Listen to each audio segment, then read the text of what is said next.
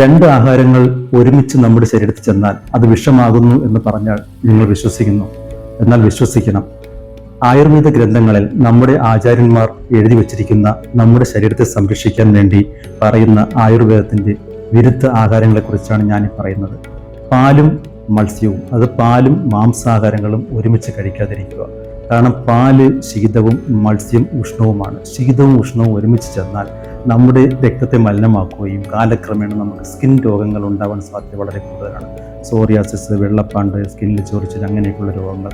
കൂടാതെ പാലിൻ്റെ കൂടെ പഴം ഒരുമിച്ച് കഴിക്കാതിരിക്കുക. പാലിൻ്റെ കൂടെ പുളിപ്പുള്ള ഫ്രൂട്ട്സ്, പൈനാപ്പിൾ, സ്ട്രോബെറി അങ്ങനെയുള്ള പുളിപ്പുള്ള ആഹാരങ്ങളുടെ കൂടെ പാല് കഴിക്കാതിരിക്കുക. ഭക്ഷണം കഴിച്ചാലുടൻ പാലടങ്ങിയ ചായ, കോഫി ഇത് ഒഴിവാക്കുക. അതൊന്ന് കോഫി കുടിക്കാൻ നിർബന്ധമാണെങ്കിൽ 1 മണിക്കൂർ കഴിഞ്ഞ് അത് കുടിക്കാൻ നോക്കുക. അതുപോലെ തന്നെയാണ് ഹണിയും നെയ്യും. ഇത് രണ്ടും തുല്യ അളവിൽ കഴിച്ചാൽ ഉള്ളിൽ ചെന്ന് അത് വിഷമായി മാറുന്നു.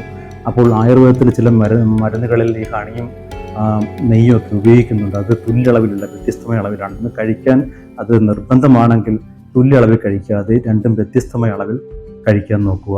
അതുപോലെ നിങ്ങൾ ആഹാരത്തിന് മുമ്പ് തണുത്ത വെള്ളം കുടിക്കുന്ന ആൾക്കാരാണെങ്കിൽ അതും തെറ്റാണ്. കാരണം നമ്മുടെ ആമാശയത്തിൽ ഒരു അഗ്നിയുണ്ട് ആഹാരത്തിനെ ദഹിപ്പിക്കാനുള്ള. അപ്പം നമ്മൾ തണുത്ത വെള്ളം കുടിക്കുകയാണെങ്കിൽ ഈ അഗ്നി കെട്ടുപോകും. അപ്പോൾ പിന്നെ നിങ്ങൾ ഭക്ഷണം കഴിക്കുമ്പോൾ അത് ദഹനക്കേടിന് കാരണമാകും. നിർബന്ധമാണെങ്കിൽ ഇളം ചൂടുവെള്ളം ഭക്ഷണത്തിന് ഇടയ്ക്കിടയ്ക്ക് കുടിക്കാൻ നോക്കുക. മാത്രവുമല്ല, നിങ്ങൾ രാത്രിയിൽ തൈര് കഴിക്കുന്ന ആൾക്കാരാണ്, അതും ഒഴിവാക്കുക. കാരണം തൈര് നമ്മുടെ ശരീരത്തിൽ തണുപ്പ് കൂട്ടും. രാവിലെ എണീക്കുമ്പോൾ കഫദോഷം വളരെ കൂടുതലാവും. തൊണ്ടവേദന, ചുമ, ജലദോഷം അങ്ങനെയൊക്കെ അത് കൂട്ടാൻ സാധ്യത വളരെ കൂടുതലാണ്. അപ്പോൾ ഇങ്ങനെയുള്ള അറിവുകൾ നിങ്ങൾ ഈ വീഡിയോ മൊത്തം കണ്ടെങ്കിൽ നിങ്ങളുടെ ഫ്രണ്ട്സിനുമൊക്കെ ഷെയർ ചെയ്ത് അറിയിക്കുക.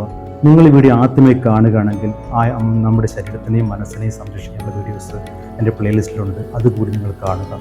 പിന്നെ നമ്മുടെ ശരീരം ഒരു ക്ഷേത്രമാണ്. അതിൽ മാലിന്യങ്ങൾ കുത്തിനിറച്ച് അതിനെ പാഴിക്കളയാതിരിക്കുക. ശരീരവും മനസ്സും നല്ലതുപോലെ സംരക്ഷിക്കുക.